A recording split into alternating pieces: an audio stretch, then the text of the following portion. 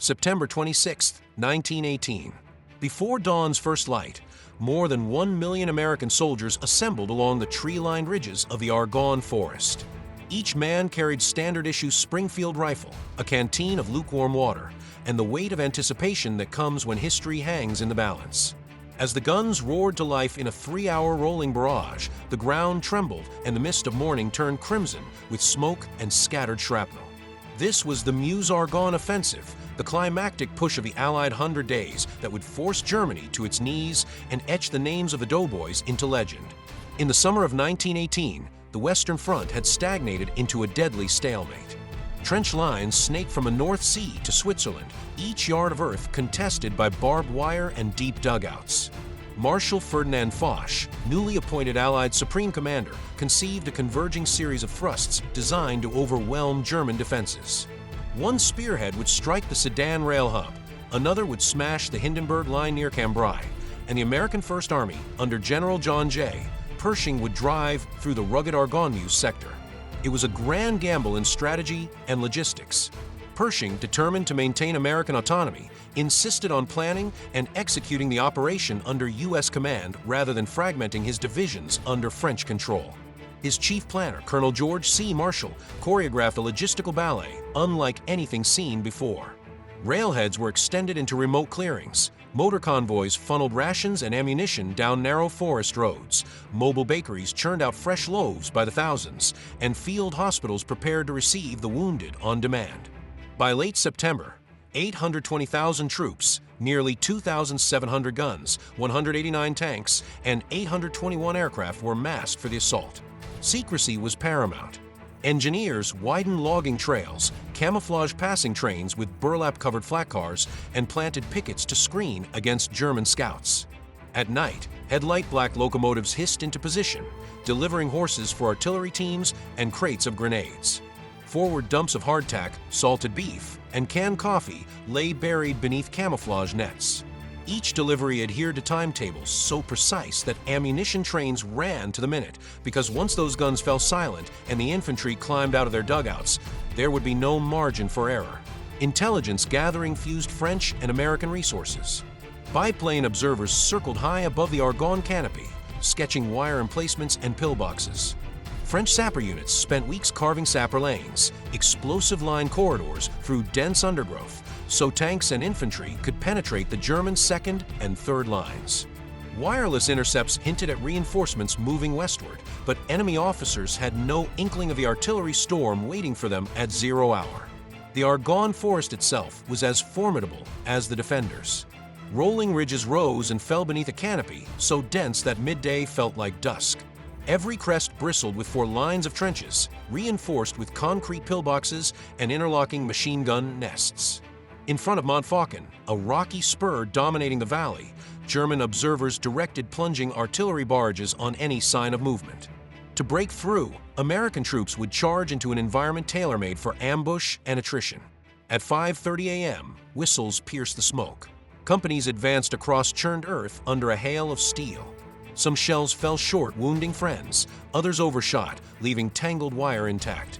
In the north, 3 corps pressed steadily along the Meuse's eastern bank. In the center, V Corps battered at Montfaucon's defenders, only securing the heights on the second day. In those opening 48 hours, U.S. divisions paid dearly for every yard gained. As the offensive ground on, the 35th Division, the 42nd Rainbow, the 77th Statue of Liberty, and the segregated 92nd Division carved their own paths through mud and blood. Platoon by platoon, men crawled on elbows, hugging shell holes for cover as machine gun fire snapped overhead. In the chaos, small groups of officers organized ad hoc raids on German trenches, while French liaison teams coordinated artillery support. The slogan became simple: advance at a steady pace, conserve ammunition, and exploit every breach. On October 4th, the moment of breakthrough arrived. The 79th Division, after days of grinding combat, stormed Montfaucon's shattered heights. German defenders, demoralized and cut off, streamed down the slopes in retreat.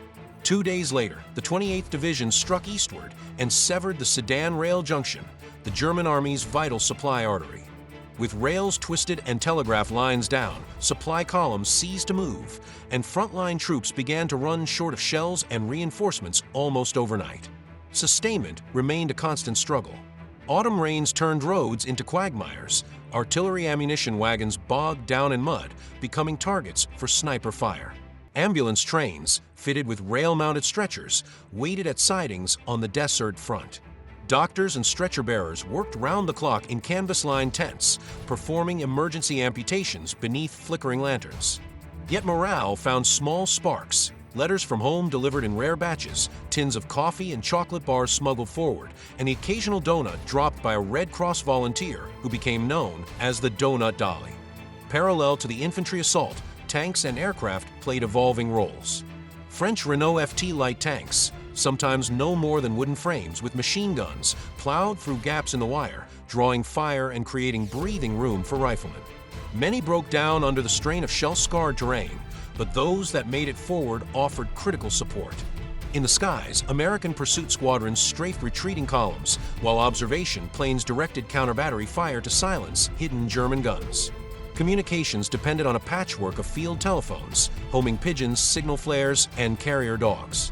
Frontline units ran miles of telephone wire, only to have it severed by shell fire within hours. Pigeons carried message capsules through artillery barrages, often arriving with singed feathers. Rear Area Signal Corps erected wireless sets atop ruined farmhouses, calling in urgent requests for ammunition or medical aid. Accurate communication often meant the difference between a stalled assault and a decisive breakthrough. The Meuse-Argonne also saw one of America's first large-scale uses of chemical warfare. German units released mustard and phosgene gas into the wind, turning orchards and hedgerows into poisonous traps. Doughboys learned to don gas masks swiftly, discovering the clogged vision and painful breathing they imposed. Medical units treated gas casualties in makeshift decontamination stations, scrubbing eyes and skin free of blistering agents, even as troops pressed forward under shell fire. Beyond the bullets and shells, the Argonne Offensive carried profound social implications. African-American units in the 92nd and 93rd Divisions fought bravely despite segregation and limited support, earning French commendations even as they endured racial slurs from some American officers. Women of the YMCA and Red Cross served near the front, nursing, cooking, and offering brief moments of comfort. Chaplains braved sniper zones to bury the dead with prayers, forging quiet bonds across faiths. On November 7th, a week before the Armistice, the 28th Division crossed the Meuse at Dun-sur-Meuse, drawing cheers from French villagers newly liberated from 4 years of occupation. Bands of soldiers sang improvised hymns in muddy streets, determined that when peace came, they would stand on German soil. When the guns finally fell silent on November 11th, American troops had advanced nearly 12 miles, shattered the Hindenburg Line's northern shoulder, captured 26,000 prisoners, and absorbed almost 122,000 casualties, including nearly 27,000 killed.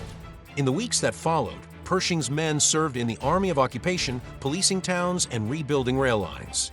Demobilization brought its own challenges, managing troop transports home, reintegrating soldiers into civilian life, and caring for widows and orphans. Veterans founded the American Legion in 1919, lobbying for better benefits and fostering camaraderie that lasted decades. The stories they carried home, of shell-raked woods, of comrades lost on lonely ridges, of the final push that ended the war, shaped American memory of the Great War. The Meuse-Argonne Offensive left an indelible mark on military doctrine. Planners codified combined arms tactics integrating infantry, artillery, tanks, engineers, and aviation into unified formations. Logistics manuals from Argonne operations influenced U.S. Army readjustments through World War II. At the 1919 Paris Peace Conference, President Woodrow Wilson cited the effectiveness of coordinated assaults in urging long-term security measures along Europe's borders. Today, silent rows of white marble crosses stretch toward the horizon at the Meuse-Argonne American Cemetery near Montfaucon. Pillboxes and trench fragments stand as stoic witnesses among wooded ridges. Scholars continue to debate Pershing's decisions, the balance between American autonomy and Allied cooperation, and the lessons that modern militaries drew from those 47 days. Yet above all, the Argonne Offensive endures as a testament to ordinary citizens, farmers, factory workers, immigrants, transformed by duty into instruments of history, their sacrifice echoing whenever we rebuild fragile peace from shattered ground.